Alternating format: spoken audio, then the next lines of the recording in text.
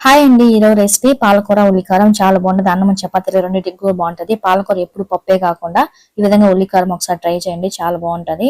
దానికి ముందుగా ఒక 2 మీడియం సైజు ఉల్లిపాయలు, 1 టీ స్పూన్ కారం, 1/2 టీ స్పూన్ సాల్ట్, చిన్న నిమ్మకాయ సైజ్ అంత చింతపండు వేసి వాటర్ ఏమి అవసరం లేదు. ఉల్లిపాయలోని వాటర్ సరిపోతుంది. మిక్సీ పట్టేసుకోవాలి మెత్తగా.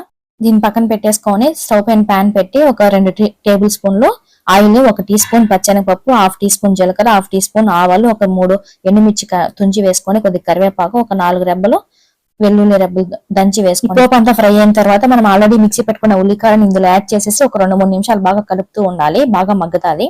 ఇది కాస్త ఫ్రై అయిన తర్వాత ఒక కట్ట పాలకూరని తీసుకున్నాను. అది బాగా క్లీన్ చేసి సన్నగా కట్ చేసి ఇందులో యాడ్ చేసుకోవాలి. 2-3 సార్లు శుభ్రంగా కడుక్కోండి. తర్వాత ఇందులో యాడ్ చేసేసి ఒక 10 నిమిషాలు మూత పెట్టి మగ్గనిస్తా ఉండాలి. 10 నిమిషాల తర్వాత బాగా మగ్గిపోతుంది ఆకుకూర.